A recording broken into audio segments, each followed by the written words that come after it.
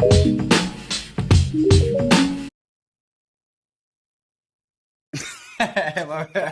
just want to see what you're gonna do. Welcome back, everybody, to another episode of Me versus Me podcast. This is episode 17. What's up, haters? No, I'm just playing. I got my boy right here. You want to introduce yourself, bro? Cody. I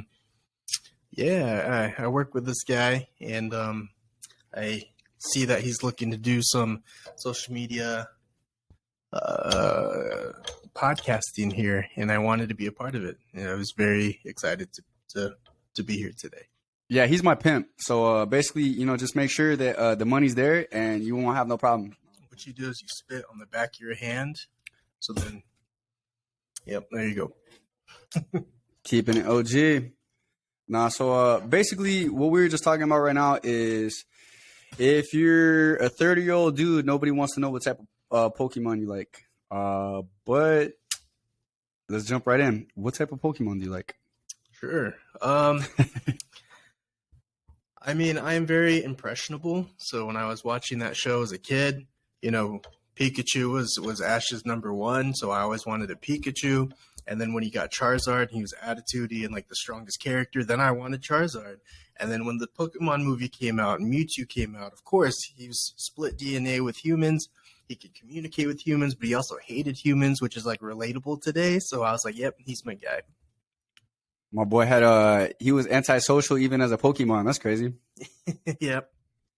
So I would say that I agree with you, except for I would say Mew because I know he was stronger than Mewtwo, which is like unbelievable because you see Mewtwo, he's all like saved out. My boy's got like this crazy mean face, and Mew's like this little like cute looking thing, Little cat. You know what I mean? It just whoops the shit out of everybody. Like, yo, hey. Well, I would even go as far as debating that he was the same strength as Mewtwo, but he had better understanding of humanity than Mew did in that movie. And that's what convinced Mewtwo to not want to kill humans. And all my boy said was Mew? That's all he said. Yep. He just said that and changed the boy's mind. That's crazy. Either that or my boy's just really gullible. He's just like, Mew? I mean, he was born a week before, just enough to have that little bit of advice, like, hey, maybe don't kill humanity. Yep. Just don't, bro.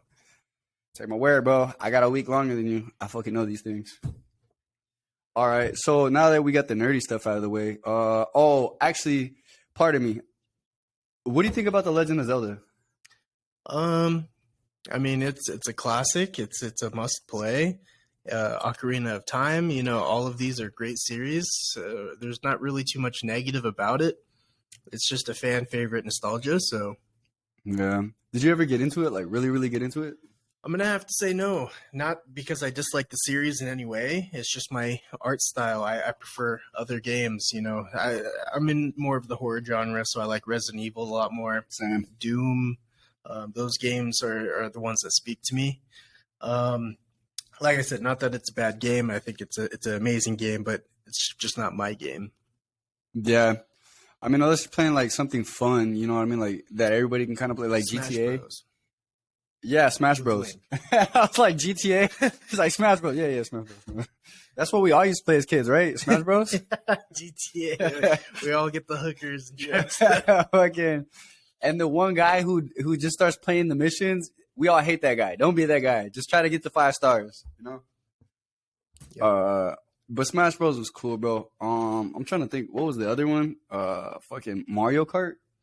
Mario Kart. That was a great one. I know that they came out with a product that it's like a remote control car, like in real life, that has like the little camera on it, so you could play it on your like DS or something, and it's like you're playing Mario Kart on your game, but it's happening in real life with the actual remote control car. Hey, yo, it's like Death Race. It's like that one movie Gamer with fucking Gerard Butler and shit. You got like convicts that are fucking doing life. So just tell me why Death Race 1 was so good, and then it just tanked so badly that Jason Statham didn't come back for the sequel. Like, that's upsetting because the first one was so good, and then you get to like the third movie, Death Race, like 2000 or 3000, and it's like people are wearing pink lingerie driving. It's like a speed racer movie. That is so bad. It was so bad. Was Jason Statham in Speed?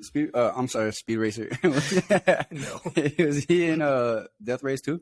Nope, he was not in any sequels, and there was 2 sequels to that movie. And even, I think in Death Race 2, it wasn't even about racing anymore. It was about fighting in a pit, if I remember correctly. That's crazy. What the fuck? But it was still titled Death Race 2. You're going to have to speak a little bit closer. You see that green thing right there? I see it. When you speak into the thing, you see that green level? I want to try to get that to the yellows. I'll keep it in the yellows. Can I get it to the red? Oh, shit. Let's see. Go. No, it's like a little mini game and shit. How many people can we make go, on the podcast? All of them.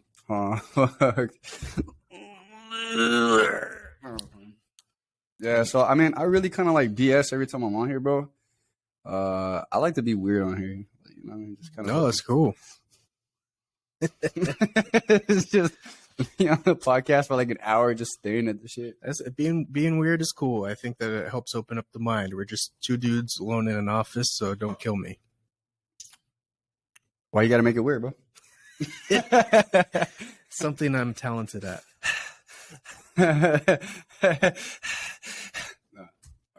You know, because like when someone calls you out on something that you're doing, but you're acting like you're not doing, you just saw that on a TikTok video. Sorry, I'm plagiarizing. So I think that there's a lot of good games that kind of like didn't actually not good games, good movies that never really got like their what's the word? Like like when the part 2s came out, they were just trash. Absolutely. There's sequels. There's a million movies out there like that, or they're taking significantly a long time to make. So, for example, a movie that was ahead of its time was Spawn. Amazing movie. The graphics for the time period back then, I don't know, it was maybe early or mid 1990s when it came out. It was very, very underrated.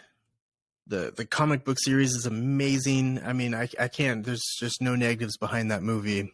And I think that they're starting production for the next one, probably next year or the year after that. So, how long has that been? Almost 22 years, 25 years?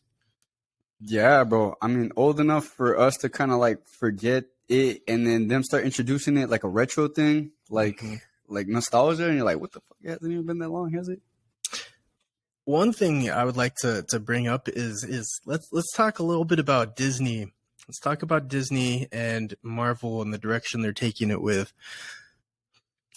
I am a fanboy when it comes to the superhero genre movies, etc. I've seen them all multiple times, and I feel like that since Disney has kind of monopolized the superhero market for the most part, that they're starting to get a little lax, a little lazy with their movies, their scripts, their writing. I think that they started off really strong because they had a point to prove that, we're Disney, but we're going to make sure these movies are done accurately. They're going to be done right for the most part. I know continuity is hard with comic books and movies, but I think anyone that's seen the movies can understand that they started off pretty strong. And like with this new Thor movie, Love and Thunder, without giving any spoilers away or anything like that, they turned amazing characters just into trash characters, and it's just so frustrating because you have a character that you've been reading in the comics since you're a little kid, and you're like, I hope one day I get to see him on screen. And then you're 30 years old, and you finally get to see this character on screen, and you're so hyped and excited, and he is just very forgettable. It's kind of like, dang, dude, like, I led up to this moment. This movie finally is happening, and it's terrible. It's terrible. Yeah, and I think what it is like nowadays, if you see it, they're trying to make it more like family or whatever. But the real comic book versions are badasses, bro. Like they don't even give a fuck about other guys and other superheroes. Like they're just that bold, you know what I mean? And the thing, like you got these guys pretty much getting like talked down on, like they're less than average. They're still OP as fuck, right? Like they're still badasses. but it's just that like it's just kind of try to make them more relatable, and I think that's the part where it's like real comic book fans are gonna catch that and be like, that's fake, bro. Like, how you gonna, you know what I mean? Too political in my opinion. The director, I cannot pronounce his name, so I'm not gonna try to. But you know who you are, bro. You fucking know. He did a great job with his one-hit wonder with Thor Ragnarok. It was a great movie. It was a great film. He had good comedic relief, and there was still great serious moments. It was just a fantastically well done film. And then Thor: Love and Thunder, it really turned into every moment he tried to pitch a joke in there. You know, serious moments. He tries to throw comedic relief, which wasn't necessary. Not to mention the budget that they had for that film. It kind of felt like he felt like no matter what, they're going to make money on this movie because they're going to cater to every age range, little kids to full-grown adults. So he doesn't care anymore if it's done lazily, as long as he makes the profit, which he did. Terrible reviews for the film, but he made the money that he was looking to make for it, so he's happy about it. And that's not what it should be about. It should be about your craft, about making every fan happy, not just the little kids, but the 30-year-olds that have been waiting for this movie. You know, I wanted to see the God Butcher appropriately comic-oriented. You know, I read in an article or review that he didn't want him to have the same appearance because he was afraid he was going to look too much like Voldemort from the Harry Potter series. Oh, okay, I got you. Which is like, you know, sure, but you know, it's the character's identity. Yeah, you know, I mean, for sure. Like, and you can't take that away because even if you hate him, that's the person you know and love. Even though you hate him, like, know and hate type thing. Yep. Yeah, but I think, and, you know, kind of piggybacking off of what you're saying, bro, I think if they would have kind of like made it to the fans' expectations or whatever, then they would have really watched it many times over and again, introduced it to the kids. So think about how much way more money you would have made as an actor or like a producer if you made it to where it's like, this is going to touch base for the people who I know enjoy the stuff and it's strictly for them. And then everybody else, I mean, you look at it now, like comic books were a thing in the 80s or whatever, where people would like read them and stuff, but they weren't really a thing. Then they started making all these like Marvel movies and stuff, DC. And then they just blew up, boom, like, and that's that we're in 2020 now. And you know what? I actually have a theory behind that, and I think it's our generation is why it blew up. We loved it so much as kids. We loved reading these comics. We had our parents tell us, you know, put that down, go do your chores, whatever. But that was our reading material. That's what made us happy, seeing these characters, seeing these evolutions of characters grow. So then when we got old enough and we started to get jobs and we started to break into the film and entertainment industry, and when we had board directors say, what should we put out next? We were the ones to say, hey, we want to see Thor. We want to see Spider-Man. We want to see all these characters come to life. And I think we're the reason why it blew up the way that it did. So fuck y'all.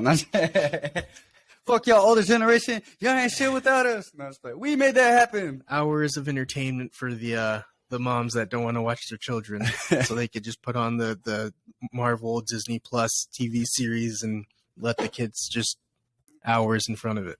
Not that it's good. Yeah, I mean, and you know what I mean? I feel like there was a lot of weird stuff that happened in the 90s to 2000s and stuff. Like, really weird. Like, let's just talk about that, right? Okay. And then, like, so if you take a look back at, like, I don't know, like, even the whole R. Kelly thing, you know what I mean? Like, no one said shit until just recently. The whole Bill Cosby shit, that was crazy.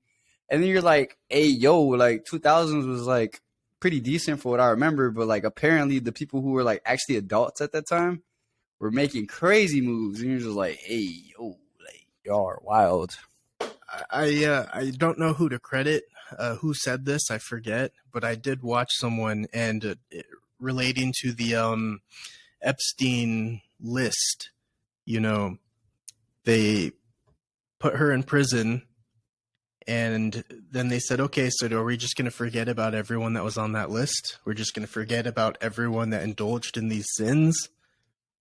I mean, that's kind of not how justice is supposed to work, in my opinion. Did they? I never followed up with that. Reason being is because, like, I only influence myself for, like, certain things that, like, I kind of want to be part of like my infrastructure. Mm-hmm. So that one I kind of ignored purposely, but now I'm curious. Did they ever kind of like start going after those people? From my knowledge, they only the Epsteins. You know, they got them for the trafficking, obviously, and the list that they had of multiple people that have partaken in these activities have not been reprimanded, which is just kind of like, why not? Instead of paranormal activities, it's ayo activities. Ayo. Because y'all was sus as fuck for that shit. That's crazy. Lots of conspiracies behind government cover-ups. I mean, if the government, honestly, in my opinion, I think whether it's illegal or not, if the government's making a good amount of money and it's not drawn to the population's attention, they're going to keep doing it. Okay. And that's with everything. That's you know, with major corporations, big pharma. That's with, you know, what additives are in our food. How come FDA with between other countries, well, most other countries don't even have an FDA because most of their food is appropriate, where we have to have an FDA because we put so many additives into our food, as well as like makeup, cosmetics. You know, my wife, Europe, they have so many restrictions on what can and can't go in makeup because they don't want to put lead and mercury and carcinogenics on your face. Well, here you're allowed to do that. You're allowed to make a product with these materials that are cancer causing to put on your face. Why do we allow this? Because supply and demand, because the government makes money off of this because of taxes. Is that okay? Probably not. Yeah. Also, I mean, I think that what it really comes down to is like we kind of we disclose certain information to people, but then we also hide a lot of stuff on the back end. So for all of the people who like, you know, like, because I'd imagine, you know, this podcast is going to be like on the internet somewhere. So if you're a younger generation, just know that before like today, which is like freaking, I don't know, September 30th, 2022, I think. Yeah. Weird shit happens. And basically, you know, the government doesn't always like to disclose that stuff. You know, like everywhere from like aliens to medicines to even like racism to freaking sex, freaking like child pornography circles or whatever. Right. Even to like some really gangster shit.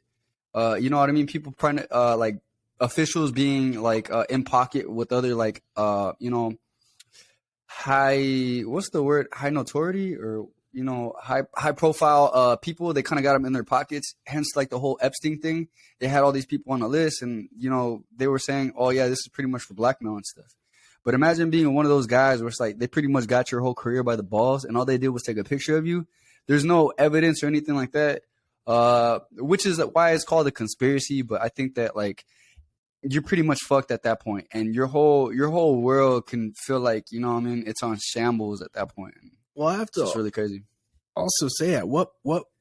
Where's the fine line between I want to move away from that topic after this, but Conspiracy. where's the fine line between a conspiracy theory and factual? Because I mean, she was arrested and put in jail, so was he, and then he killed himself. So obviously there was stuff behind the scenes that were very inappropriate, very wrong, and very illegal. So they're the only perpetrators? I don't believe so, but because these other people are so high profile, they're protected, slap on the wrist, they're not even mentioned. I think that Jeffrey Epstein didn't kill himself. Oh, okay. You know what I mean? So I feel like because he had a lot to, yeah, you know, I think that's a conspiracy theory, you know, that can possibly be valid too as well. So, I mean, all right. And then if we're going to move away from stuff like that, as far as conspiracy, let's talk about our favorite conspiracies, right? Sure. Like, I believe like ghosts, demons and stuff. Cause like, I'm very like, you know, spiritual relationship with God. And sometimes I'll read the Bible and then you catch little things about like ghosts, spirits and stuff. And you're like, hey, yo, you know what I mean? Like, you're just like, and then it's like, oh yeah, Behemoth, Leviathan. And you're like, hey, yo, like, remember, this is the living word. So it's like, if you look at that thing and then it's talking about that and you're just like,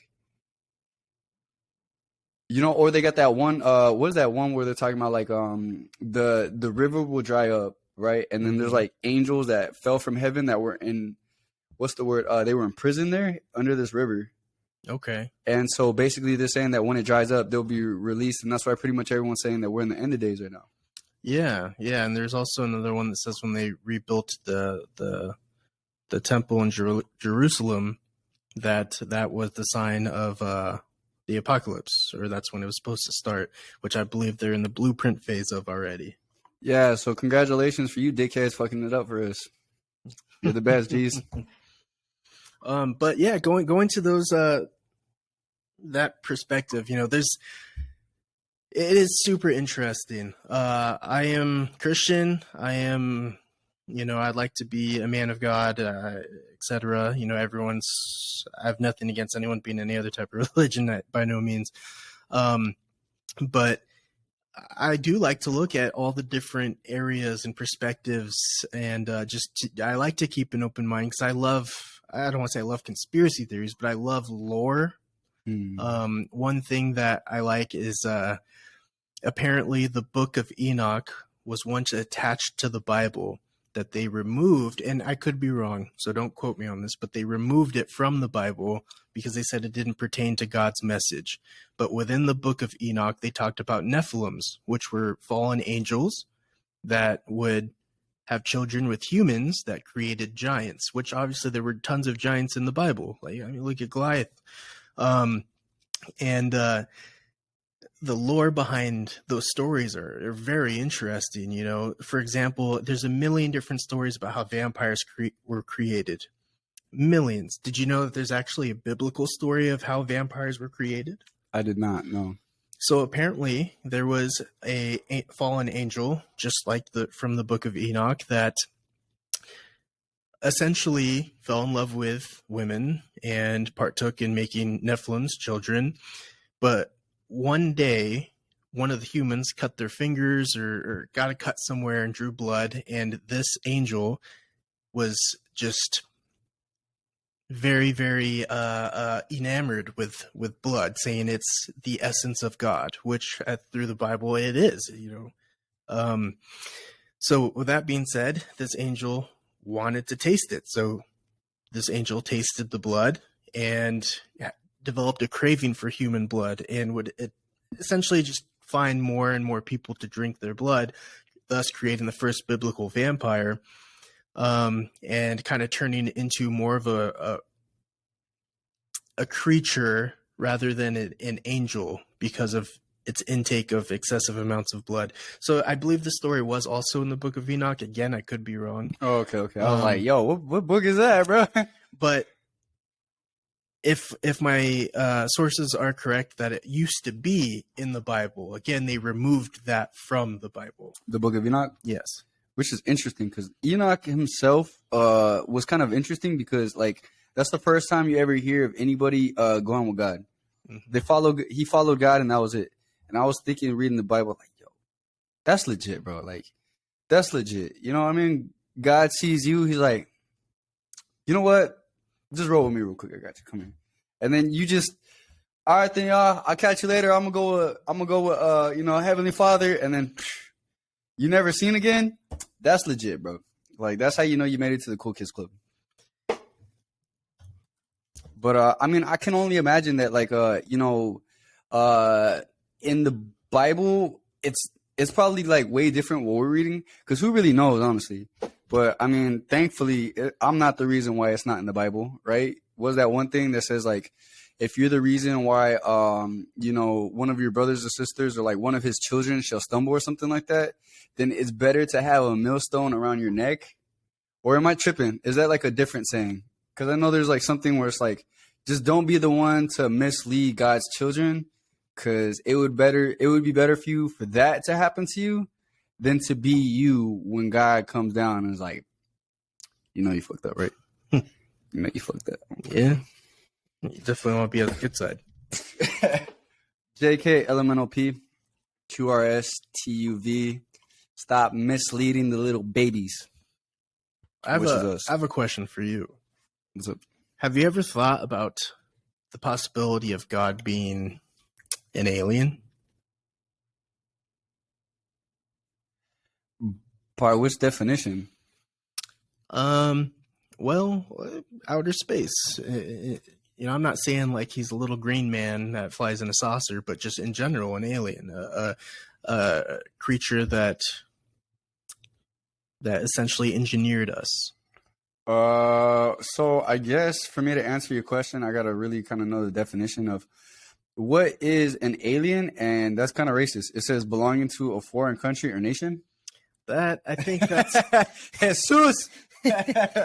I'm just kidding. I'm sorry. that's not. I'm not talking about undocumented workers. That's funny though, but like that's what they have it. What is the real meaning of an alien? A resident who was born elsewhere. Okay, so I think what you mean to say is like of the species, right? Right. So I think that it's very possible, considering the fact that God's formless, right? We were created in His image, but He's not man. Right. So therefore, by our standards, He would be kind of like an alien, right? So I think it's entirely possible. And if it's like, if you look at it like what they talk about the Anunnaki, have you ever seen that movie Prometheus, where they pretty much talk about the engineers and stuff? Amazing film. Really great film. And then, so, you know what I mean? Pretty much our God is pretty much like the engineers or something, which is like the species that kind of goes extinct in itself. And it just kind of like segues into like the beginning of like Alien or something. Yep. Very interesting transition, but, you know, follow me. Spoiler. If you guys never seen the movie, you heard it here first. This movie's been back since It's been out since 2012. So realistically, I think it's the thing that makes the most sense. Like if God was just some dude who was like just chilling at a bus stop one day, he's like, I'm God. I'm like, nah. So, yeah, you know, my wife always tells me to, or doesn't tell me, but she pushes me into biblical knowledge to read the Bible, etc., which, you know, I want to be closer to God, so I am trying to partake more in. But there are little snippets in verses that do catch me off guard, which I'm sure have different meanings in retrospect. But, you know, I'll be reading a story, and in one particular verse, they will straight up say, you know, God from let's say a distant, not a distant planet, but not from this earth. And then that makes me think, okay, well, where is he from then? I know it also says he's always been there. He's always been existing, and we're made in his image, which is just kind of, there's just lots of things that are, I don't want to say unclear for me, but it just gives me a different picture in my head than when I go to Sunday Mass. Yeah, and what I like about it is it's something that like even if you took your best shot at it your whole life, you probably still wouldn't be able to fathom it. No, and I like that. I like that idea because, you know, we are limited capacity, and I think that for the definition of being able to be called a god, I think that as humans, we're not supposed to know until we pass on, you know, and then be with him.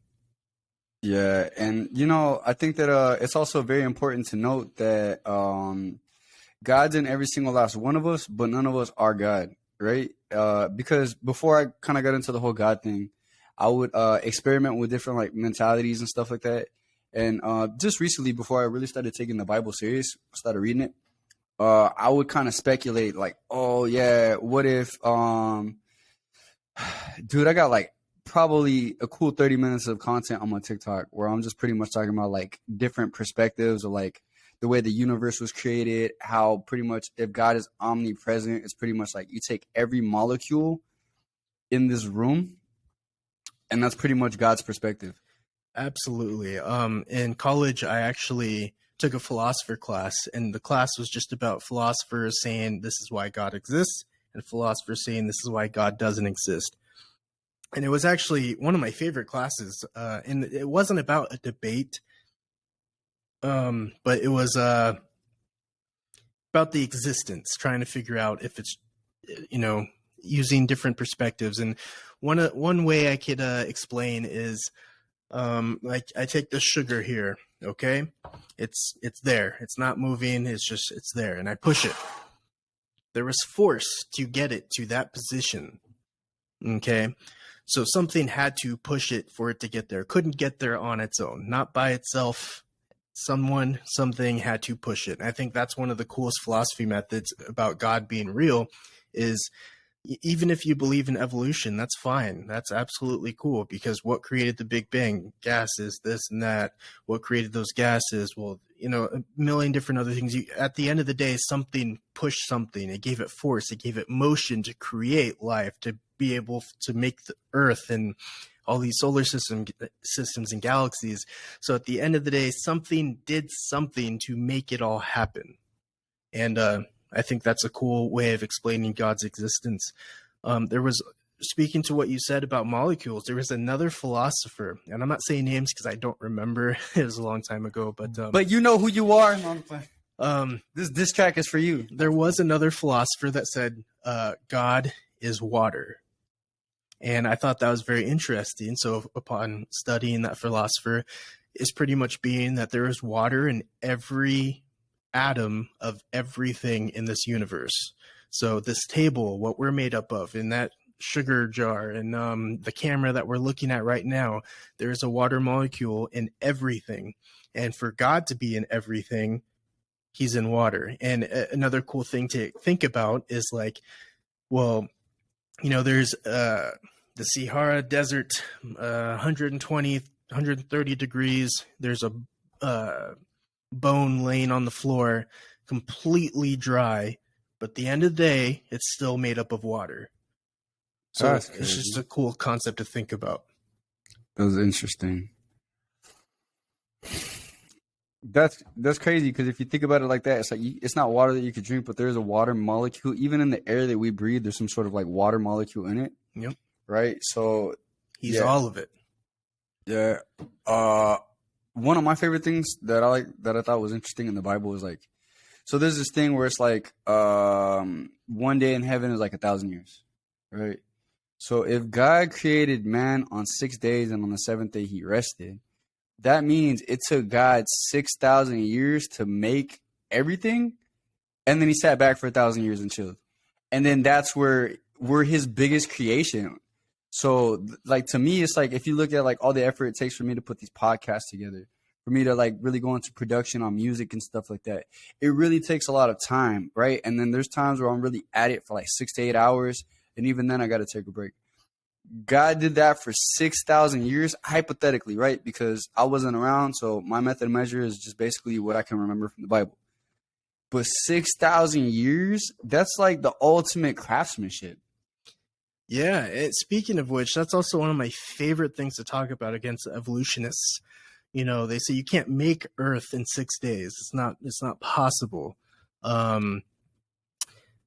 You're right. I don't believe it's possible. But who are we to say 6 days is the same time period for God? You know, what if 6 days is hundreds of thousands of years? You know, maybe that's 6 days for him, not for us. Yeah. And, you know, because it's like taking it a step even further than that, God created heaven. So the amount of time that passes in heaven is his construct too. Mm-hmm. So it's like, realistically, he might be going by his own time entirely. So who knows how long it took him, right? But if you have an eternity, you know what I mean? Like, even we're just kind of like a leaf in the wind or something like that, like a piece of dust in the wind, right? So 6,000 years to him probably wouldn't even be anything, right? Because that's probably just going based off of heaven time. And then for each one of our 1,000 years is 1 day in heaven.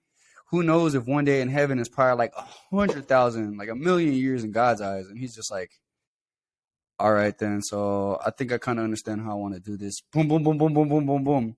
And then they say that not even the highest of heavens can contain him. Because I think that everybody just thinks that God lives in heaven, and that's just where it's like, it's around. He's there, he's in it. But he created that too, which means that when he gets mad, he can make everything fall down in heaven as well as on earth. If he wanted to. That's crazy. And it even talks about that in the Bible. Like, he's going to, you know, eventually this earth and heaven will die too. And then eventually it'll turn into like everybody who passed. I'm going to say it for lack of better words, but I should probably read the Bible better. Where it's like everybody will go to New Jerusalem, right? And there he'll be here, their active God. And I think that's super interesting. Yeah, absolutely. Absolutely. Because just imagine if you could, I mean, you could do it now, right? But you got to have faith. But just turn around and be like, hey, God. And God's active. You're like, I can't even think about what I would do with that type of, you know. I mean, you can pray on something now and then it'll happen if God wants it. If not, then you got to, you know what I mean? Like, he's got a better plan. But imagine you just going to God and God's like right there. Like, yeah, you know, so Being able to talk to him in person, just hanging out, saying, "Hey, I have a question about this. Why did you let that happen to me?" yeah. Yeah, you know, I have struggled a lot in my faith with God, but I feel closer with him more than I ever have. I still have questions, and you know, a lot of it is very, I don't know, it's a lot of psychological stuff going on. Yeah, for me, I actually struggled with the part thinking that God used to be super selfish. I thought that, you know, he kind of created us because he could, that the purpose of him creating us was just for his pleasure. You know, and you can combat that with he wanted us to experience life, he wanted us to have a spiritual journey, etc. Absolutely, I'm not disagreeing with those, but it just, you know, there's horrible things that happen in this world, and it's because he wants to give us a free what's it called, Free will. yeah, free will. And it's also hard to believe that he knows everything that's going to happen. So, you know, you have a little kid that's born and he's going to die in 2 years from cancer. It's like, it kind of hurts me to know that my God would let something so terrible happen to this kid. And it makes me feel that it's selfish. It's selfish to bring a soul into this world, to not even get to live, to pass away from something that, you know, through the Bible, it seems like he could intervene and take care of, but he won't. But again, everything that I said can be combatant, and these are just my personal struggles with God. Yeah. What I kind of like lean on, I guess, is the fact that the way we think is not the way that God thinks. Yeah. So no matter if I'm sitting here fixated on it, like as long as I can, right? I'll never understand God's perspective because I'll never know what it's like to construct a Richie at like a construction company right next to Cody, and then know that I've created like millions of other people, literally millions of other people, cared for them, tried my best to get them on the path. But I knew their hearts, each and every single last one of them. I knew their hearts. I'll never know what it's like to be that, but you know what I mean? Like, it's one of those things where it's like, even on our best days, we'll never be able to understand God because right when you feel like you're losing it, blessings. Absolutely. And you're like, I do agree with you 100% too. You know, I do think that is a very different mindset. Again, going back to the can't fathom, I think that he has a mindset that we can't fathom. And I think the best way to put that is things happen for a reason, essentially, you know. So even if something bad happens, it was meant to be for a particular purpose. We may not know, we may not ever know, but it's for a purpose in God's design. I like that story because I know exactly what you're saying, right? And I'm pretty sure God could attest that there's been days where I've just been so stubborn and stuff with my own faith. But I read the Bible, right? Because, you know, something told me to read Job. So I'm sitting there like all stubborn and I'm just like, you know, fasting. So I'm like especially grouchy and stuff. And I'm just like, whatever. And then, you know, I keep feeling like the Holy Spirit telling me, read the Bible, read the Bible, read the book of Job, read the book of Job. So I'm like, all right, cool, whatever. And I'm just listening, right? And then the more and more I read it, the more and more I got into it. And then I especially like the part where like God's like, brace yourself like a man. I'm going to talk to you and you're going to answer to me. And I was like, oh shit. Like, you know what I mean? Like, oh, that's crazy. Like, and God's like, what do you know? Where were you when I created this? Tell me, did the wind, you know what I mean? Like, does all this stuff answer to you? Are you the one who tells the clouds they can go this far and no more? Like, you're just like, well, I mean, from that perspective, I guess I really can't say much. So, you know, there's things that we don't understand, but like, you know, and that's that Job was one of his favorites at the time. And that's that he knew that he was pretty much testing him and stuff, but he knew he loved him. And that, you know, his understanding of him was all wrong because even then he's like, there's things you don't know about. He never tells him that it was the devil. He never tells him that. But God's like, hey, yo, if you think that you can question me, like, think again. Like, what do you know? And this is just me paraphrasing. I feel like if you want to get the real stuff, you got to read the Bible. this is just like a really weak attempt at me trying to like reiterate, but like it's really interesting stuff. And you know what I mean? Like that's one of those moments where it's like, if I was that dude at that moment, bro, I don't even know if I would have the strength or the courage to even respawn and not say some stupid stuff. You know, because like you answering to God right there, and then like I don't know, like I feel like the whole situation would probably like you're gonna fail, even if you right, or so you think. What do you really know? You know, what I could take away from that right at this moment is if I was talking to God and I got validation and confirmation that I was talking to God and I was being put into this Bible for this story, honestly, I mean, there's that saying, seeing is believing. The hardest part's to believe in God without having this defiable proof and evidence, you know. And you could say the earth is proof, the universe is proof of God's existence, which, you know, I'm definitely not saying it's not. But I also think that there's also a different pressure that's relieved off of you to be able to be one of these characters in the Bible that's speaking to God, or being one of Jesus's disciples, that they know, okay, our God is the right God. Our heaven, we're going to heaven. We're following Jesus. We're doing these things. So I think in today's society, that's where there stems to be a very hard struggle behind following Christ in the Bible. Is we're not one of those characters in the Bible. You know, we didn't actually physically speak to God and Jesus. And I do think that's one of our, I don't want to say tests, but I do think that's one of our, I can say, paths to finding God, is for him to, you know, essentially say, I'm going to lay down a foundation for you guys that you guys can follow, but I'll be watching from afar, essentially.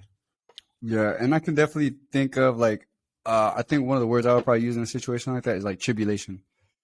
That's our tribulation, right? From 2022, Jesus has been there for like 2022 years and stuff. But there's even something that like when he died, he told his disciples and stuff that he was like, basically, you believe because you saw me, right? And he's talking about the dude who like got to stick his fingers through his wrists and stuff, and like into like his ribs. He's like, you believed because you saw me. How much more for those who believe in me and don't see me? Like, how much more will their blessing be? And that just made me think, like, there we go with Jesus dropping knowledge. Like, 2020. I still think the Book of Psalms was like the best album ever dropped ever. Yeah, because I really like the way that David talks about God. But like and that's just dang, we really rabbit holed with this whole conspiracy thing. Oh yeah, absolutely. Well, you got any other topics for me? Oh, how do you feel about what is it, the reptilians, the skinwalkers? Any of this stuff resonate with you? Oh yeah. I watch the YouTube videos and read the articles and all that stuff. Again, it's just interesting conspiracy theories. Obviously, there's not really any proof behind anything, and there's videos of like political leaders that have like scaly skin or something like that, which can easily be edited. But it's fascinating. I'm not gonna say it's not a bad story. It's very interesting to watch. It's very interesting to think about, and I think that there is moving to political leaders and the 1%ers in our country, the very wealthy. It is kind of a cool concept to think that they're these lizard people because they're kind of corrupt. They're controlling everything in this world. So it's kind of an interesting concept to try to pin this reptilian monster looking figure into these type of people. Yeah, or like, have you ever seen like a cartoon where you'll have like them like take a look at someone's character, right? And it's like this like maybe like this corporate giant or whatever, the CEO. And then he'll just kind of morph into like this monster looking thing. And you're probably still like in real life, you're probably looking at the same person, but in your head, you're kind of like looking at this monster too. And you know what you know about them. So it's just like, oh, damn, like, that's nasty, Working in project management and sales, getting older, obviously paying my bills and trying to make a stable living for me and my family, it's got me thinking, seeing people that are doing very, very well, not that they're bad people in any way, shape, or form, but a lot of people that I know that are making copious amounts of money are, you more often than not, they're doing something that's not, I'm going to say illegal, but maybe unethical to make that type of money. Whether it's throwing someone under the bus, stepping on someone, or doing some major business move that's not going to be beneficial for both parties, so they can come out with a bigger portion, which is a little upsetting in today's world because, you want to think you could grow up being the good guy and make good money, and sometimes it feels like you can't be a good guy and make good money at the same time. Yeah, because I feel like once you get to the top, the politics change. And like for example, right? I used to work production, so you would like be one of the good guys. You'd be like one of the guys like top performers and stuff. And so you get included in the certain conversations, and then once you realize the dynamics there, like the politics of that circle, like, oh shit, bro, like I was really kind of expecting something different, like a little bit more like serious hard worker, nah, those be the ones that like they talk about cutting corners like, hey yo, bro, like I had to do this, and then you just kind of like, oh damn, that kind of sucks. Like I didn't expect it to be like this when I got here, Right. Yeah, because I used to work at a mall, and we used to work in like selling phones and stuff. And you always had third party, and then you had corporate. So at third party, we talk about corporate like they're these big old monsters and stuff like that. But I worked at third party for a minute, and I was just like, all right, cool. I had like my own ideas and stuff, but I always kind of knew what we were doing because that's what they told us to do. That's what they taught us. Basically, we converted to corporate, and it was the same shit, bro. And then they were pretty much talking shit on like on third party. So we're just like, you guys really just do the same shit, but you guys have like more of like it's the umbrella, right? It's this umbrella versus that umbrella, and fuck those guys because they're bad. We're good. We're the good guys. Right. I'm not going to say what cities or name any people. You know who you are. Yes. But I used to work as a camp counselor for youth for a particular city, and the whole point of it was to get kids off of the streets during a lot of gang violence during those times. So that way we could keep them safe, keep them fed, and hopefully get them away from that type of lifestyle. And I probably was a part of that program for a better part of 5 years. And every single year, our budget got cut in half. Every single year. And it was very demoralizing because, we were not doing extravagant things. We were at a park all day, every day. And we were, playing kickball. We were playing baseball. We were playing football. We were snack lunches. We were not allowed to fundraise for this particular program either. So it is very demoralizing to come back the next year to see these smiling faces and being able to tell them, hey guys, we're not going to be doing it from this time frame to this time frame. Also, we're going to start cutting back on lunches. You have to bring your own lunches, and it just no more field trips. And it just got really, finally they just got rid of it, the program entirely. And it was frustrating to me because I saw so many kids benefiting from this program, so many. And it was cut mainly because other people wanted pay raises. And it's frustrating to see because we were changing lives and someone just wanted more money at work, essentially, in the office. So they kept cutting it every single year. Y'all know who you are. You guys know. Giant shit, bro. I think that it's always crazy when you think about it, like some crazy situations like that, like projects, right? And to the bottom, it's like a bunch of people who share a connection and they have a cause, and they were the ones on the forefront, really, because they're working with the budget, they're dealing with the people face to face.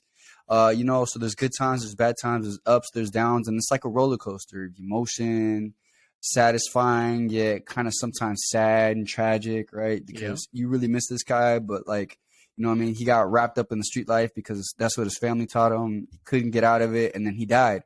And then you know that you were like, damn, we could have saved someone, you know? But at the top, that's just a piece of paper on someone's docket list.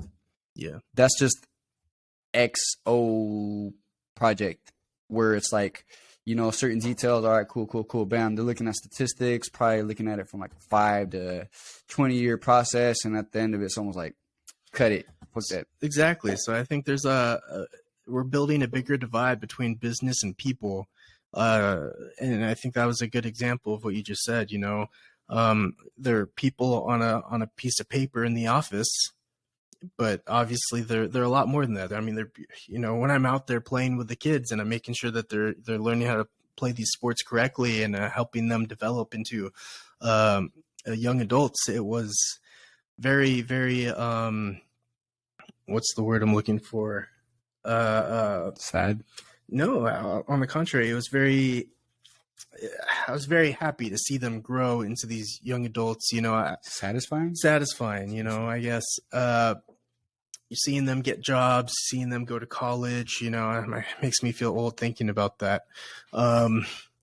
But knowing that I was a part of their life, I'd run into them at the grocery store and they'd be like, oh man, you know, Coach Cody, how you doing? You know, it's so great to see you. And I'm like, you have a beard. You were this tall. Now you have a beard. Like, look at you, you know? So it was very satisfying to see those kids grow into who they were. And especially when they were to give you any form of validation, you're not looking for it, but if they tell you like, hey man, like you're the reason why I love basketball, that makes it all worth it. Yeah, bro. I mean, I think that's fulfilling because here you have something where it's like you kind of knew the nonsense that was involved, right? And it's always like that when you're probably like a leader in someone's eyes, you know, someone younger than you. Eventually, they're going to realize that the world around them isn't what they thought it was, but at least you, for a time in their life, were able to kind of like help take them off the beaten path and put them on the right one and just help them, you know, if even like discovering sports instead of gangs, instead of drugs, instead of guns, like, you know, I know a lot of people who I was raised with to this day that are still involved. And there's no judgments, bro, because I understand what it was like. Like, I also know that if it wasn't for like certain decisions or certain things in my life, bro, I'll be right there. I'll be right there with them. And it's like, no judgments. Yeah. Because, you know, sometimes I've even seen like even people in ghettos are like better people than some of the people where I've seen where it's like they got more money. And it's weird, bro. You don't think like that just growing up as a youth. And then, yeah. One, again, I can't credit this person because I don't know them. I don't remember their name, but I saw this somewhere, and it was. I was about to ask you, like, do they know who they are? They said something like, "Rich people make good times make weak people make bad times make strong people, not rich people, strong people." Yeah, strong people. And then it's a revolving cycle. So that one really stuck to me. You know, because sometimes I'm struggling in my life trying to get my bills paid, trying to make sure I get all my things in order. And then I'm thinking, okay, was I set up to be one that tries to become strong so I can make good times for my next generation of family and then just be part of this revolving circle, or vice versa? I don't know. It's just a very interesting concept to me because I do believe that 100%. One thing I said in my TikTok video, right? Because on it seems like each platform, I kind of got like a different personality that I show people. Not that it's like, it's just one can't contain me, y'all. I'm too live for y'all. No, I'm just playing. Multiple platforms. Yeah, multiple platform for multiple personalities, baby. No, I'm just playing. You should check his OnlyFans. It's superb. Mad feet pics. Like, I'll fucking change your life. I met him on Grindr, by the way. We're a couple. We go together. Yeah, he got me this job. I'm gonna give her. No, none of that's true, by the way. Nah. So basically, he's very much married. Ask his wife. Yeah, you don't see a ring on his finger, so that's how you know it. Still single Why are we ladies. having this?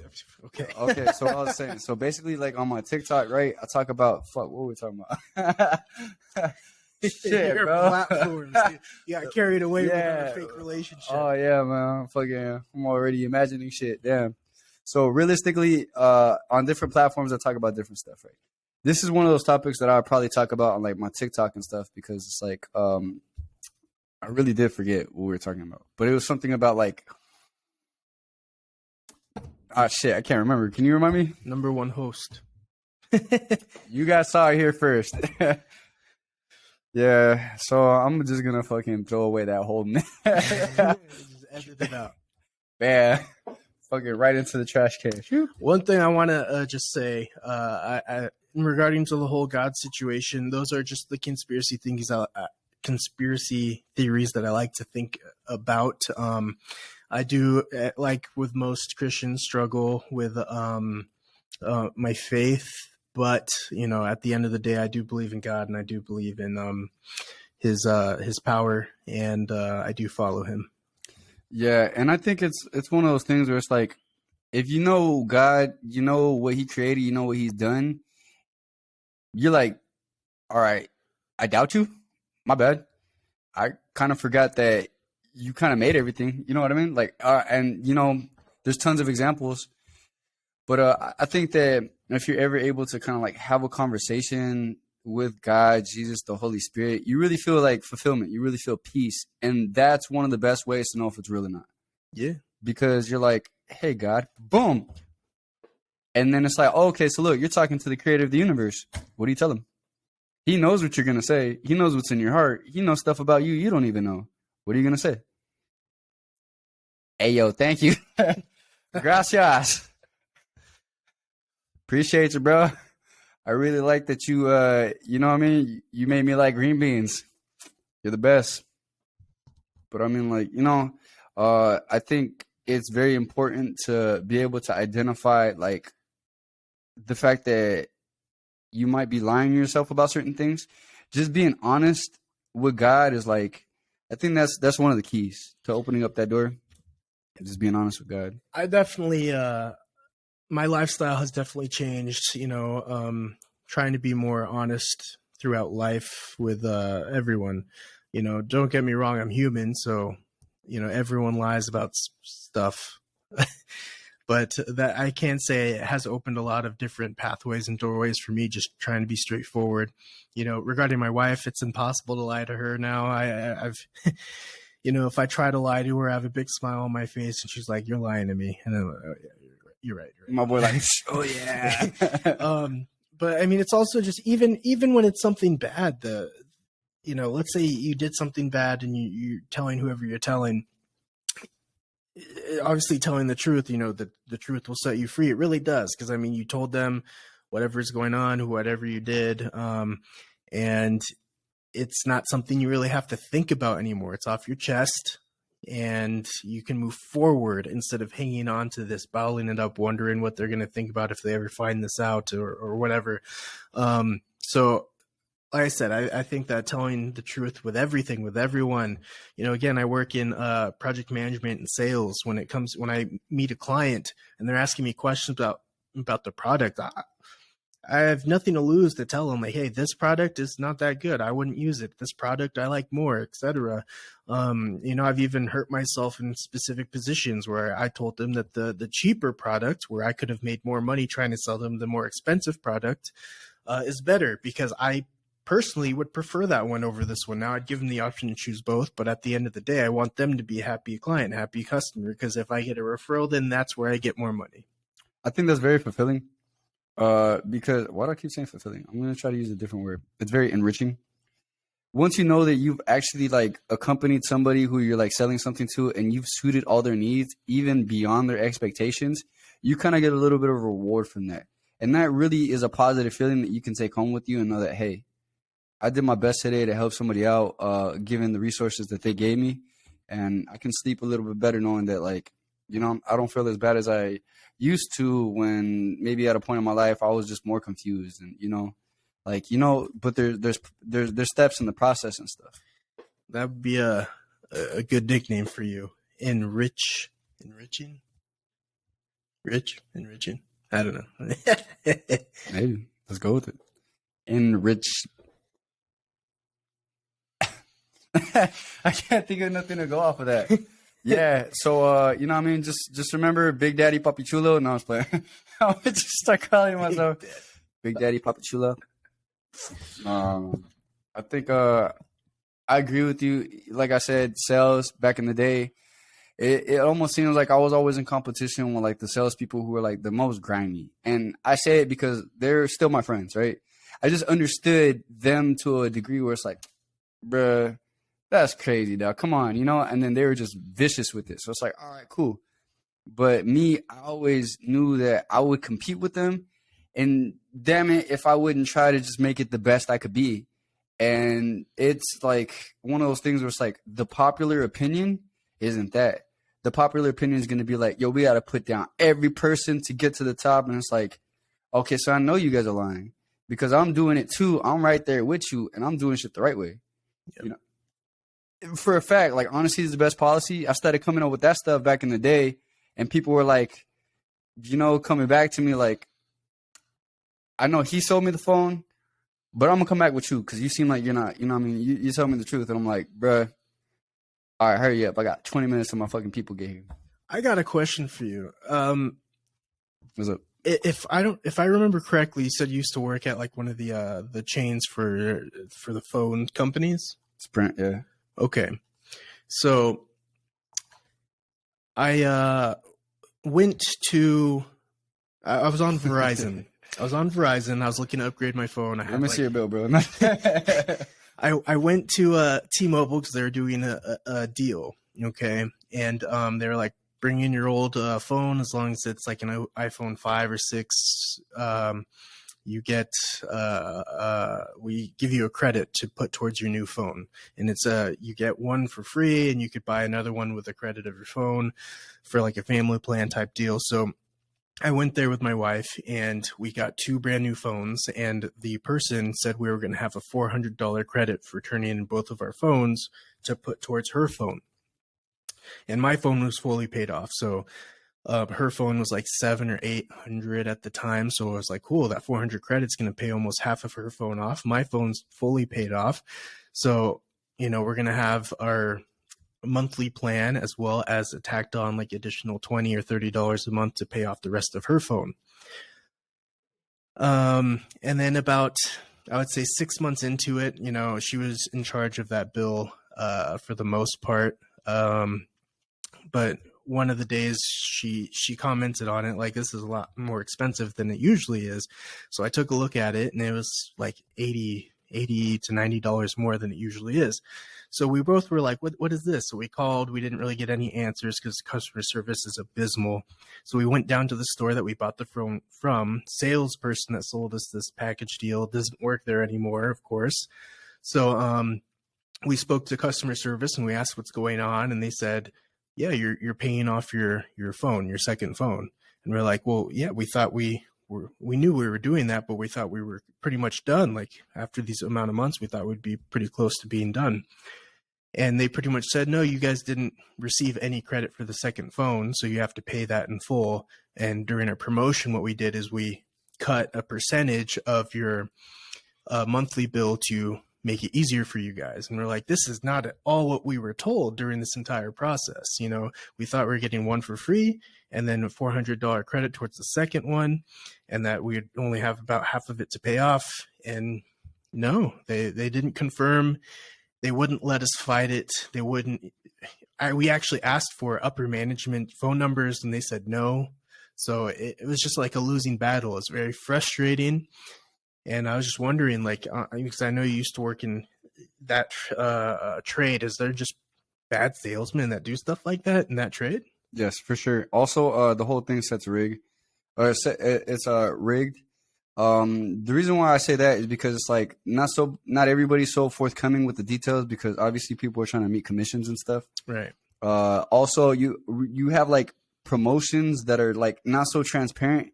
on the contract, right? So, for example, the difference between financing and leasing and then just buying it outright, right? Not everybody understands that difference. And I've had these explanations with people older than me, younger than me and stuff. And that's where I kind of like, even if you're older, that doesn't mean you know shit. You know what I mean? Like, either you know or you don't, but it's all good. So one of the biggest things is like you'll have a salesperson that come in, maybe they're in training or something, trying their best to retain the information, but they still don't kind of care. They just don't know enough, and they'll just fucking quote you all wrong. Now management has to step in and kind of fulfill that, which means either they're going to call the company, which is like pretty much the corporate, or like customer service and stuff, and they'll just apply a credit for like X amount of months or X amount of time. Gotcha. For example, you traded in your phone, right? And you're thinking, hey, this is pretty much going to pay for the same phone that I'm getting. So what they said was if we transferred from Verizon to T-Mobile, we get one free phone.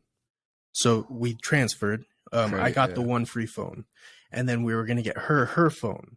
But they said that our trade-ins for both my phone and her phone will count as credit towards her new phone. So that way, and they said it was like $400 something that would pay for roughly half of that new phone. So we were looking at our monthly bill and then the additional payment for her new phone. And they said roughly, it's like 20 to 30 bucks extra. And a couple months go by and that should be paid off essentially. So that's what we were looking at. And then all of a sudden we had let's say our monthly bill for our phone was 60 bucks, 70 bucks. It turned into 140, 150. And, it was getting paid like that for a couple months until we actually finally caught it and was like, whoa, this is not what we signed up for. What's going on here? And that's when we started asking questions and things were not adding up. Yeah. So, I mean, it's really semantics, right? Because I can tell you one thing and it's really another way, but the way I said it kind of makes sense to you at the moment. And so long as you believe it, you sign on the X, cool. You're signed in, you're locked in. That's what's up. And the theory is so long as I don't rip you off entirely or like completely, you should be cool with that, right? As long as they say partial truth, they're clear. Remember, everybody, this is sales. So, you know what I mean? To some way, shape, or form, you're really buying the person that you're buying from. You're not, you know what I mean? It's sales. It's like fucking sell me this cane sugar, bro. Cane sugar. Yeah, I only saw the A. I was like, yeah, but the same sugar. It's sales nonetheless. So you're gonna have that salesperson who's saying whatever they're saying because they want. And this is one of those moments where it's like you just brought me back in time. Like if you would have literally had your bill, I'd be circling shit with my pen. I'd be crossing shit out, looking at shit. Okay, you see that? That's a discount. So what happened there is you brought in your phone, right? And then you're thinking, okay, cool. This is pretty much gonna take money off of the actual device. No, it's just a discount. It's part of a program or something that's usually like limited time, maybe like 6 years or maybe up until you get an upgrade on your phone. And then all of that discount kind of like cancels out. So now you got your new phone thinking you're going to have your discount, but no, your fucking bill skyrockets and you're like, so it'd probably be to skip all those hidden fees, those hidden sales tactics. Probably the best idea for iPhone users, at least, would be to purchase the Apple product in the Apple store and then take it to get your chip inserted. Straight up. Or, me, like I got this phone, right? But I kind of know my way around the phone community. So I went to like what was it? I went to a spot, bought it outright a couple years later, right? Because I know the effect that each one of these phones, their true value, each iPhone is cool a little bit on like the resolution and maybe like the battery life and stuff. But so long as you got good memory and you kind of know what you're looking at, all that stuff is just flashy stuff. So it's like, get your phone outright, just like it's like buying a car. Get your car outright so you don't got to do a payment on it. And then, yeah, you spend a little bit more money now, but in the long run, you're not having to pay so much every month. And I think that's a whole different discussion. But just for the sake of phones, it's like, get your phone and then get it universally unlocked so you can go anywhere, bro. So if T-Mobile starts tripping, you can go over to Verizon. Or if Verizon and T-Mobile are tripping, go to AT&T, bro. Or if not, bro, Cricket helps peeps. You know what I mean? That's smart to get it universally unlocked. Yeah, bro. Because this one right here, I did some research, right? I was always a Samsung user, but since I was selling phones, I always kind of knew stuff. I did a lot of research on this phone. So when I finally went to go get it, bro, I got it on T-Mob Metro. Sheesh, paying like So I actually am a big fan of the Android phones. Mainly for the purpose of jailbreaking. I mean, it's easier to jailbreak Androids than iPhones. Not that it's hard to jailbreak iPhones, but I mean, licensing agreements regarding apps and stuff. So Androids are just way more, I would say, user friendly when it comes to content creating and community apps rather than the iPhone. However, I am an iPhone user mainly because I need it for work, and it's actually very, very well done for work. So here I am with my iPhone. So I'm your salesperson, right? And I'm like, all right, what kind of phone you like? And you telling me that, I'm gonna look at it like, all right, cool, bet. Now let me break it down to you. So you have Android, which is pretty much like more customizable, right? It's user friendly, but it's a little bit more technical, right? Versus the people who want something simple, very easy to use and protected, you're gonna go iPhone. Right. But iPhone also is industry standard in most content creations, music, people who like to write and stuff. All of their stuff is pretty much like a little ecosystem, and it all works well amongst itself. Versus you kind of have like Android here, Samsung this, maybe LG. So it's like after a certain while, you know, certain things that come out, they are compatible with each other. Just don't blend as seamless as just like iPhone to Apple to, you know. Right, absolutely. And it makes work a lot more easy to be able to iCloud stuff. So yeah, I agree with that. Yeah, bro. But I mean, like, I'll sell you a flip phone, bro. No, there's a joke that I It's gonna had. be a hard sale. Flip phone? Nah, bro. I'm pretty sure that if I could, bro, like, I would have just a flip phone just for like funsies. Just to fucking snap a phone on someone I was mad at. I remember the T9 texting. I had the flip phone. I had the Sidekick back in the day. Oh, shit. I loved my devices back then. Absolutely. But I do not want to go backwards in time. I like moving forward. So my little computer in my hand here, I'll take it. Yeah, me, I want to go back to like what, like the 2000s something where they all had Boost Mobile chirps. Oh man, dude! I got so many friends that got in trouble in class because of those. You younger generation, y'all know about that. Y'all know about that. Nope. So let's see. We talked about conspiracies. We talked about cell phone bills. Shit. If you could travel anywhere in the world for a year and obviously take your wife with you, where would you guys go? Let's say it's like some sort of like a scenario where it's like work related, but you got to stay there for a year. There's no traveling outside of wherever you choose to go. Work related, but I have to stay. But I can stay there for a year, and I could go anywhere in the world. So I'm making money. That's cool. So okay. So that's actually, it's a hard one because I've been to Europe before. She has not, and there's places I would love to show her in Europe. But I also would want to go somewhere I've never been before, which would also still be a new experience for her because she's not internationally traveled. So, for a year, you know, I think I would love to unwind somewhere a little more,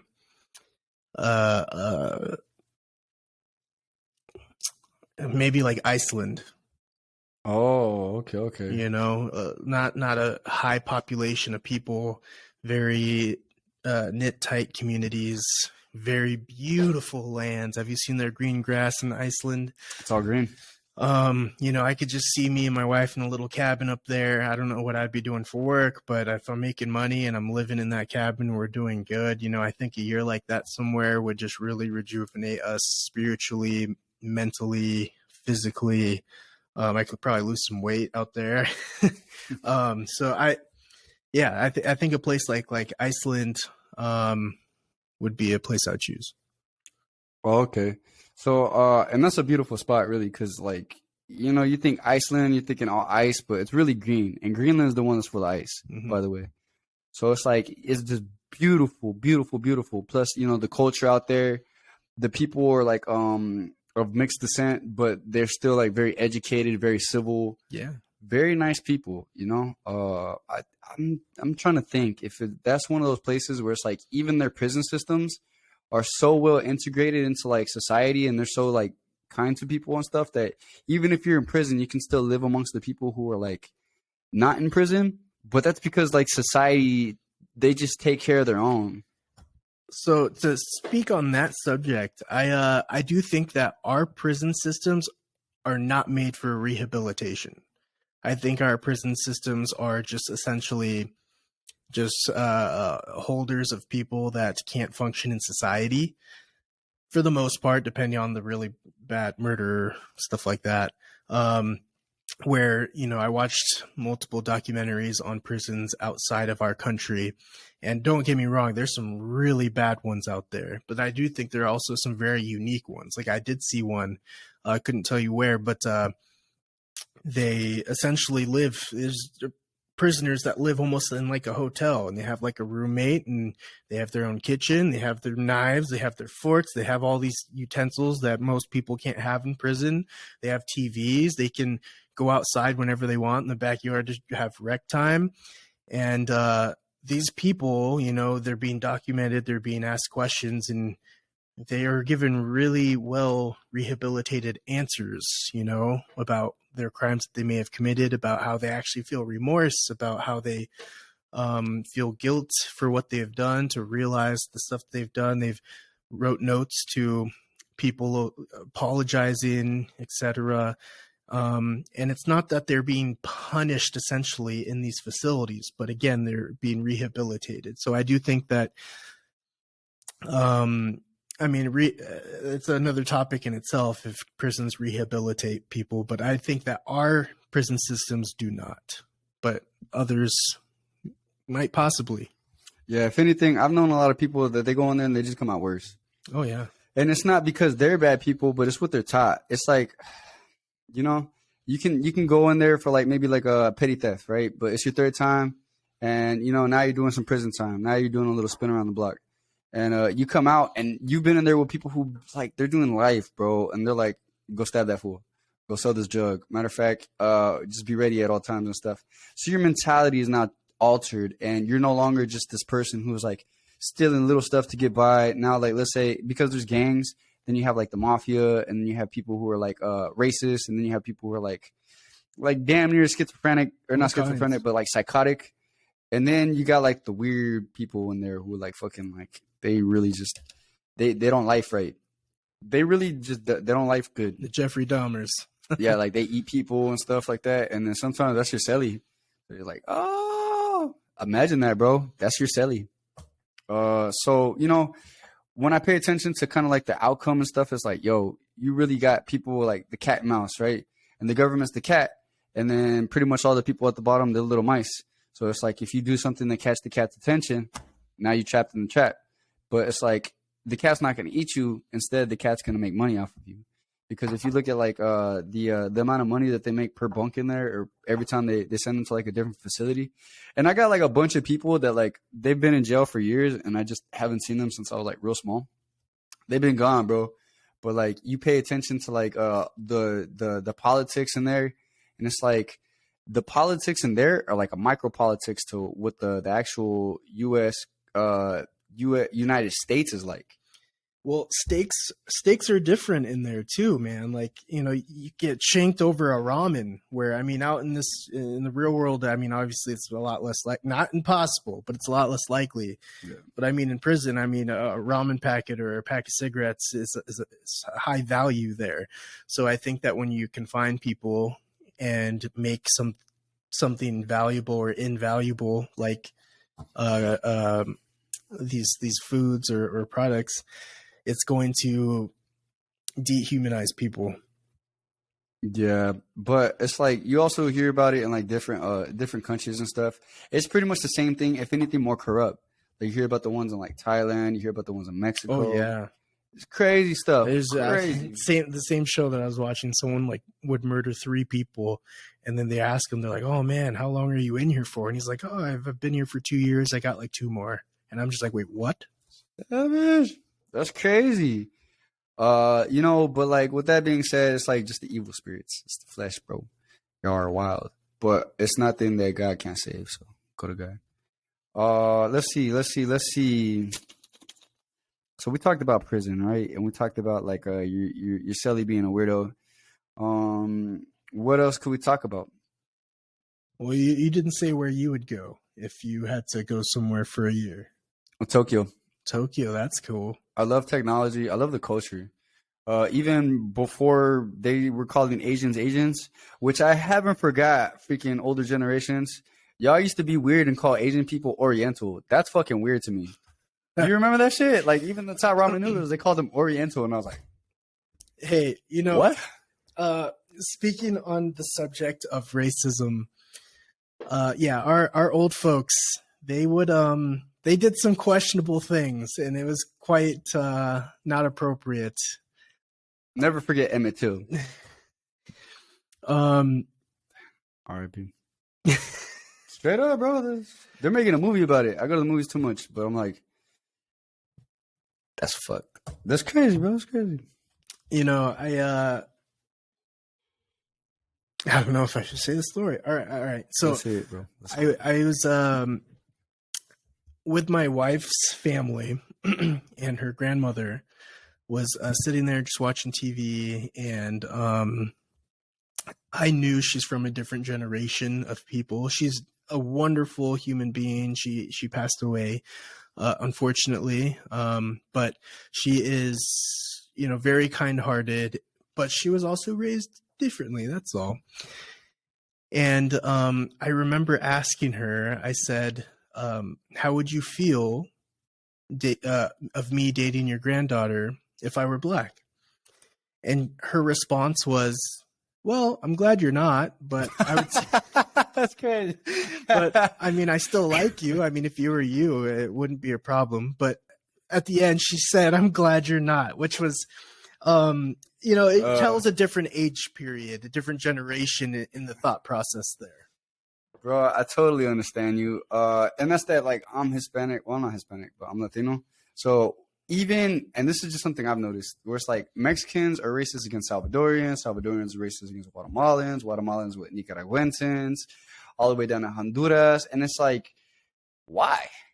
That's weird. And then, you know what I mean? Like, Mexicans are racist against black people. Sometimes black people are racist against Asians. There's all different kinds. And at the end of the day, we all bleed red, right?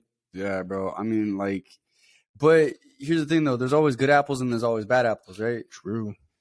So it really doesn't matter where you're coming from so long as you're trying to be good peoples. Yeah. You know, love, but like... I think that's where God's message is. Exactly, you know? But like racism, man, it's crazy because some people aren't racist because they truly hate people, but they're indoctrinated. They're really taught a belief system and their whole life is wrapped around it. So, you know what I mean? Like, shame on the people who taught them that. But at the end of the day, like, nowadays we're kind of trying to like make our ways to somewhere else, but still, you know what I mean? At the end of the day, we all do bleed, you know, bleed blood. Like we're all human beings. So if you looking at stuff and you hate the color of someone's skin, take a look at your belief system and be like, damn, is it because I really hate that person? That person's done something like to my dog, to my family, to the points where I really want to do something? Or is it maybe just your association with them based off of like Granny always making that comment every time she was at the checkout line at the grocery store, and you're just like, hey, yo, abuela, chill. Yeah, I like to call it generational ignorance, you know, where older generation taught a younger generation things that were not appropriate, obviously. So that's just how I like to refer to it. Because maybe, you know, for example, you know, in my family, I think a lot of families, people have cousins or aunties or whoever that can show some ignorance regarding those circumstances. And at the end of the day, it was the way they were raised and the way those people were raised and the way those people were raised. And it's about breaking the chain and just, you know, when you have your children, just all colors there's no color. It's all the same. I mean, you can't have color because color is identity, you know, but that it doesn't make you any less or any more than anyone else. Exactly. And plus, let's be honest, I have favorite movie stars, singers from every race. Like, you know, Denzel Washington, bro, I remember thinking like John Q. Amazing movie. You know what I mean, bro? Like, or what was the word? Or not word? The movie Training Day. Oh yeah, dude. Bro, or like Man on Fire. Hmm. I was like, yo, Even the newest, fuck, the I wish I could be like Equalizer. you. Why isn't those? He hasn't made anything in a while here.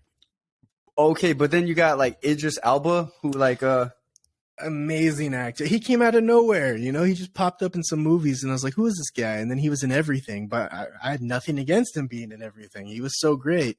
I think he's even in the running for the new James Bond, and I can see it. I can see it. yeah, or like me, like Spawn, right? We were talking about Spawn earlier. Mm-hmm.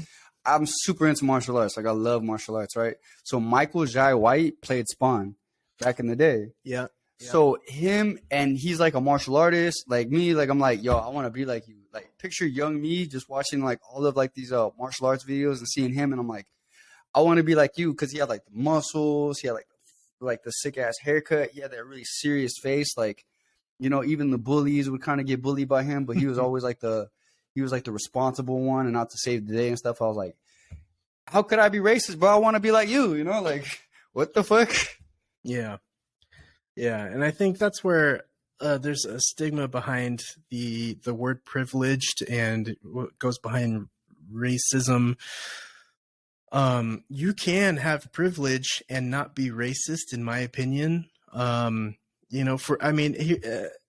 I don't think it really has to be associated with color to be privileged. I think it's just more along the lines of what you grew up with. If you grew up in a stable family, with you don't have to worry about your bills being paid. You don't have to worry about leaving school early so you can help the family by getting a job and paying rent, or you get lots of Christmas or Christmas presents on Christmas, etc.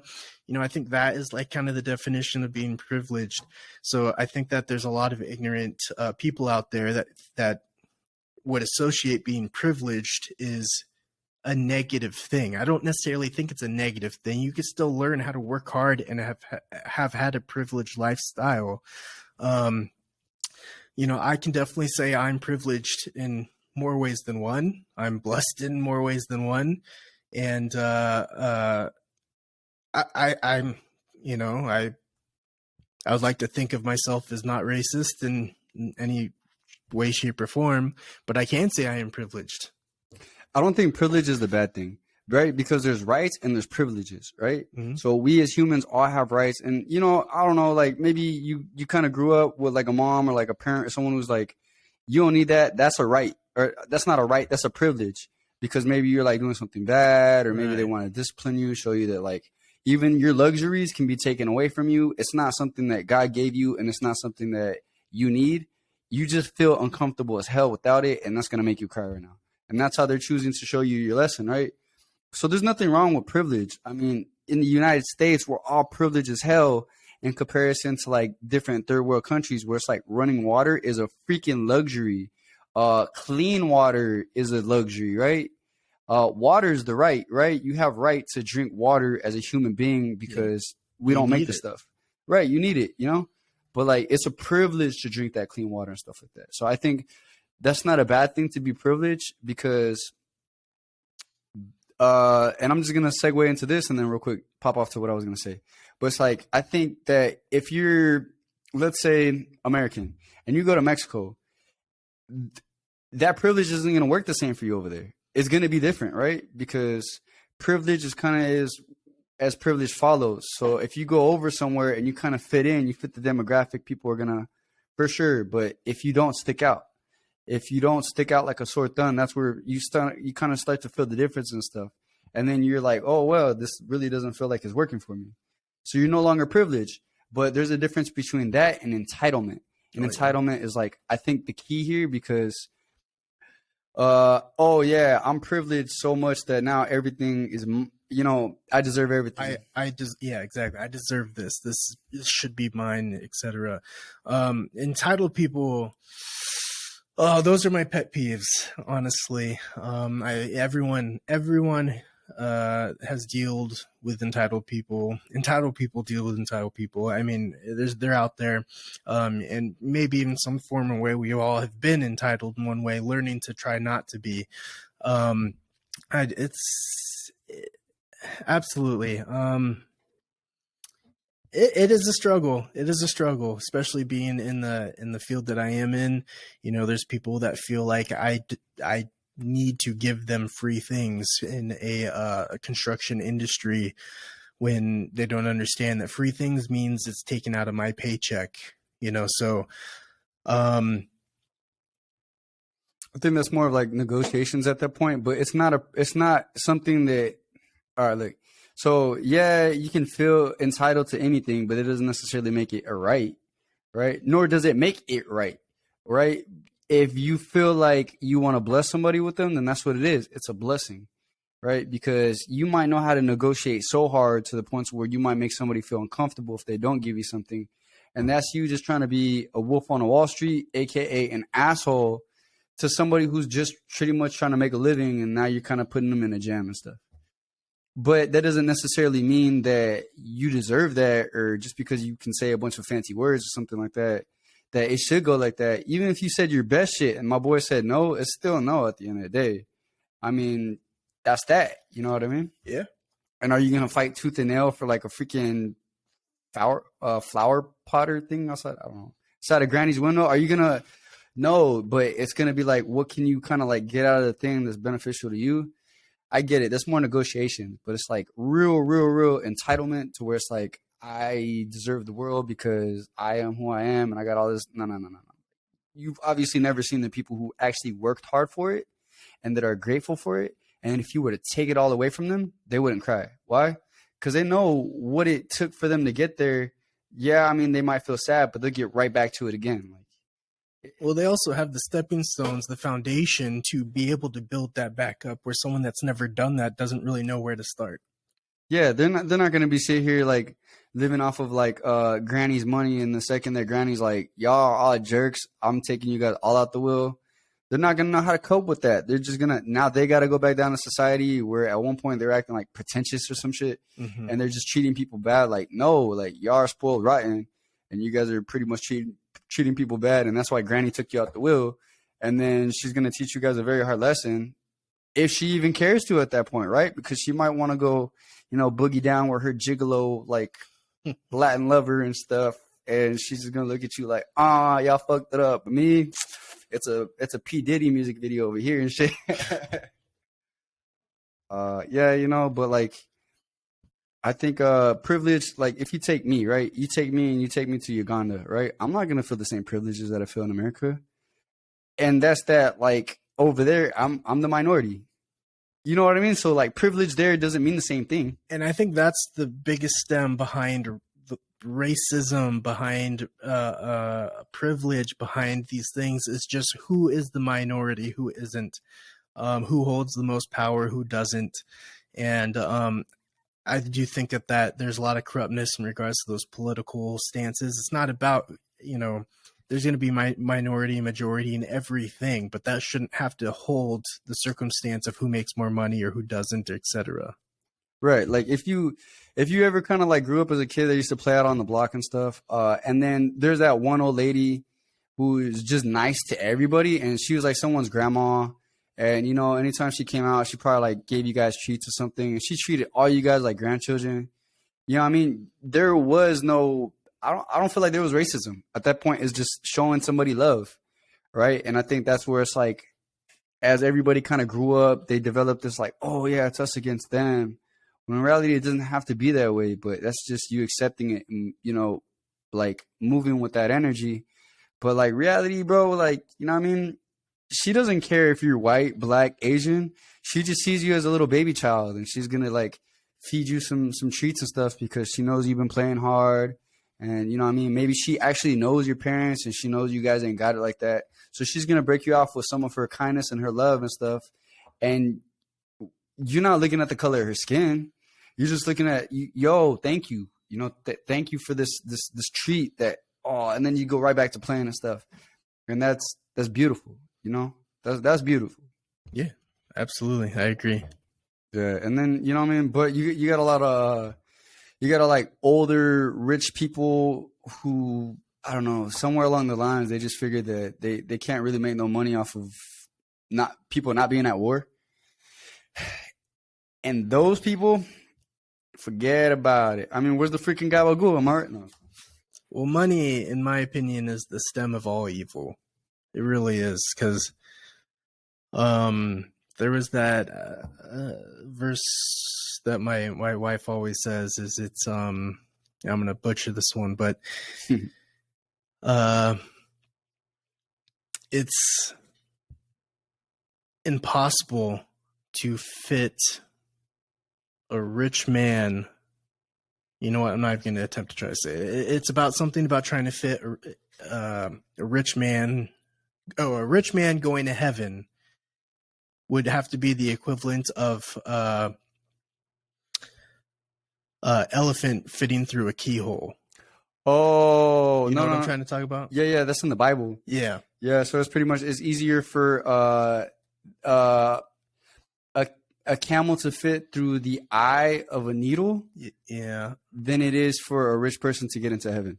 Yes. Yeah. That's. I'm sure that's it. And I do think that's real. You know, because going back to what I said before, to be able to be rich, I think you have to step on lots of people. And again, money is, in my opinion, is the root of all evil. Because, I mean, if you think about it, war, politics, racism, you know, everything bad can be linked to financing, profits, money in some form or way. You know, that a lot of these things stem from that. So, I mean, I wouldn't know how to fix something like that other than spreading the word of God. But, yeah, it would be, I mean, sometimes I think of those caveman ages where you just kind of wake up one day and you walk over to Bob and you're like, hey, Bob, let's go hunt a elephant today and share it. Yeah. A fucking mammoth, bro. That's fucking. Yeah. I think that like money, yeah, for sure. Unless it comes from God, right? Because there's even people that God knows specifically serve a purpose, and you know they're favored by Him because they're really doing God's work. Like if you're doing what God wants you to do, in most cases, unless you're one of the bad examples, and that one's like don't nobody want to be that guy.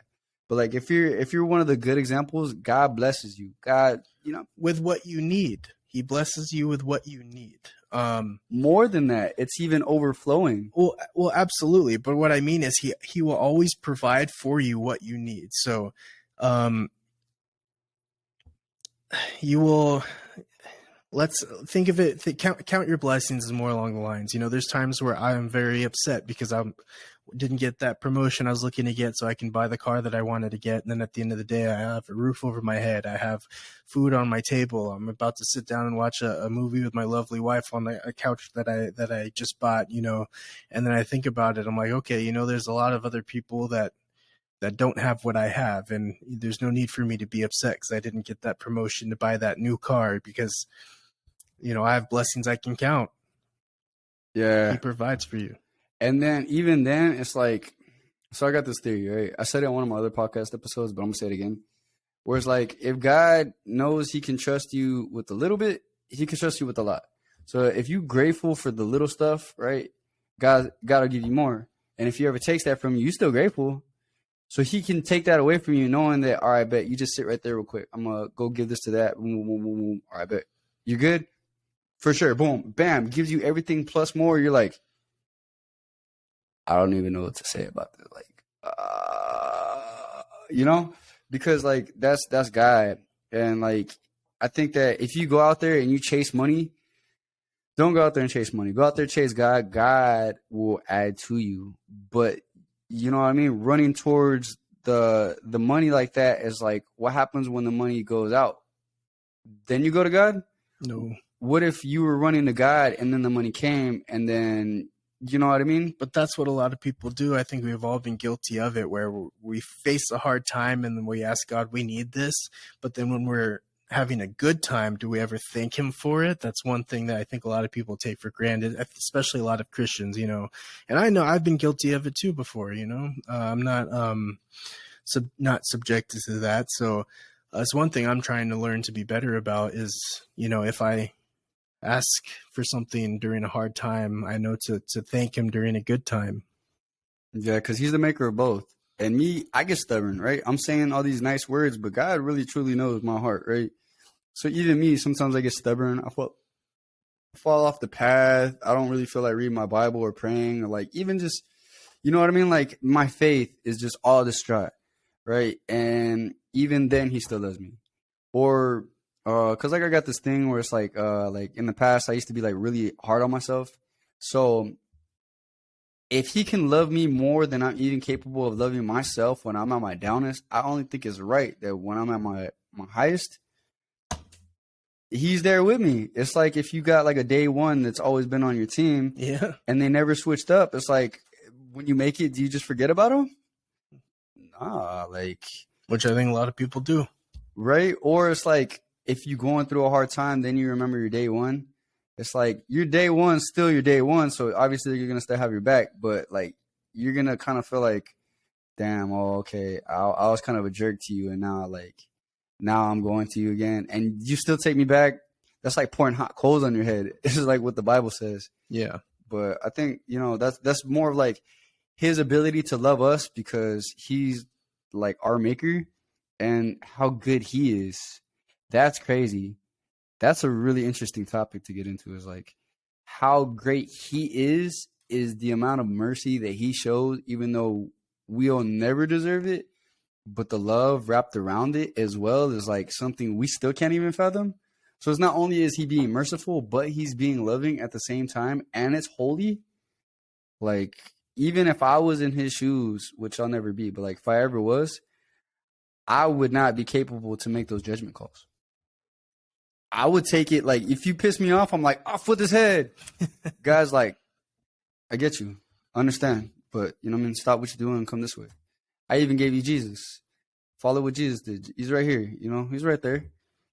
Walk with him for a little bit. You'll see me again. Well, I mean, it always gets me. And there's great visualizations behind it. Like if you watch Passion of the Christ and you visually see a good interpretation of how Jesus was put onto the cross, and you think about it, like for all the fathers out there that have children, imagine you are going to sacrifice your son to people that are not grateful to redeem us from our sins, to forgive us from our sins. And it's just an unfathomable thought to sacrifice your only son. I can't even, it's again, I don't have a son, at least not yet. So, but even now thinking about that, like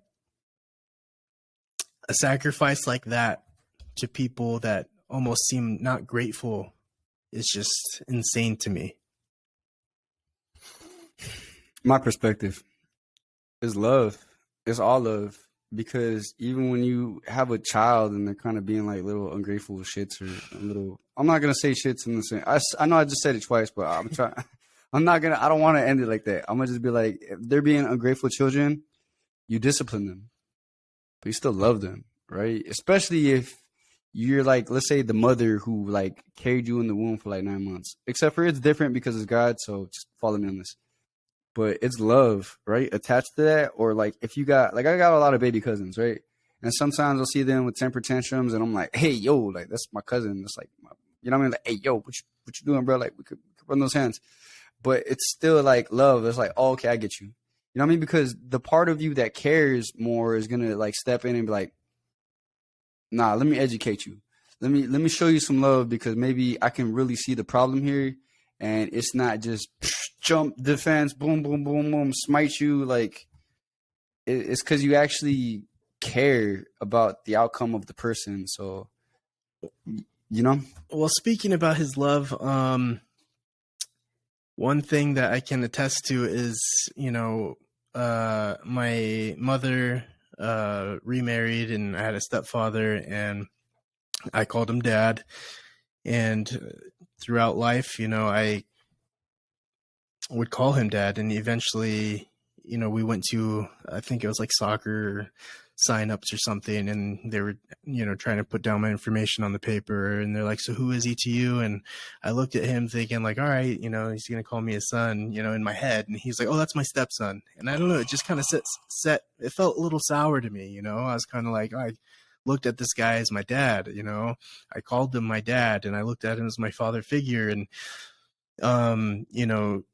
he had other children that he would call his sons and daughters, and so to be the stepson, it just felt negative to me. And then when I associate that to God, I am not his stepson. He calls me his, we're all his children. I'm not. There is no negative connotation. He sees me as his son, and it feels good. It just feels welcomed. I get you, bro. I didn't grow up with a dad, so it's like for me to ever realize like some of the weirdest things that happened in my life for my benefit, obviously, whereas like they happened for the good, but I just never understood why or how come, without a father, mind you. And in some cases, I was even away from my mother. Not saying anything bad, she was trying her best, but like sometimes I really remember just kind of being by myself and just looking around. I'm like, hey, yo, I'm really like kind of like unsupervised right now. It's crazy. And then kind of knowing that like something, or I didn't think about this until later, but it's like God was over me at that time, and like I'm like, dang, like you really did look out for me, because I don't know, I was literally at the mercy of the world, but you have the world in your hands, so I'm in your hands. And now when I kind of like, I used to remember feeling afraid in those moments, like I'd be like super scared, but now that's where I'd rather be. Yeah, because I'm at the comfort of, I'm at his mercy, and wherever I go with it, it's like I'm cool with it because at least I know it's him versus I'm in this dark realm where everything's scary because you never know the other side of stuff. And it's like, why even take a step at that point? You're better off just staying in one spot. But even then, you got to do something, right? Crazy. It's just like, nah, like God always having control of everything is like, but being like my father and stuff, oh man, that makes it's relieving. It makes you feel like something you never had, something that welcomed. It gives you that figure that you need in life, and it gives someone you could always talk to. And he has a whole book that's dedicated essentially to you. So, yeah, absolutely, man. Well, I'm crazy. One time I like was thinking about the Bible. I was like, like that manual that comes with the TV that nobody ever reads. Mm-hmm. They just fucking start installing stuff and then flipping through stuff, and there's like features in there that they didn't even know about. Years later, that's the Bible. That's the basic instructions before leaving Earth, bro. Ain't nobody trying to read that until you read it and you're like, I'm super guilty of. Like my wife would be like, hey, can you build this IKEA furniture for me? And I'm like, yeah, I gotcha. And then she hands me everything. I open up the box and I get the manual, and I just kind of loop behind me and I start putting it together. And at the end, I'm like, okay, it looks exactly like how it's supposed to look in the picture, but I got like 6 extra screws here.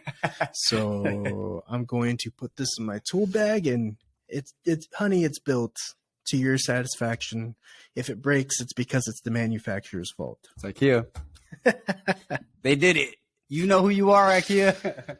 I try. Yeah, I mean, but like at that point, you really just raw dogging life. You really just like, yeah, boom. Why do I keep running into the wall? Raw dogging life. That is I'm gonna start using that terminology. I really like that. For sure. Well, I think it's safe to say we cut this the podcast. What do you think? I do too. I think we talked a lot about God, and I think that there's never too much you can say about him. So, I enjoyed my time. I hope to be back soon. I love talking about these concepts. And next time I'll bring a list of things we could talk about, thought provoking as well. And I really enjoyed my time. Thank you. Yeah, for sure. All right. So, is there any like social media or anything you wanna share? No, I'll just say shout out to my wife, Sloan. I love you, and I wouldn't be where I'm at, job wise, life wise, faith wise, if it wasn't for you.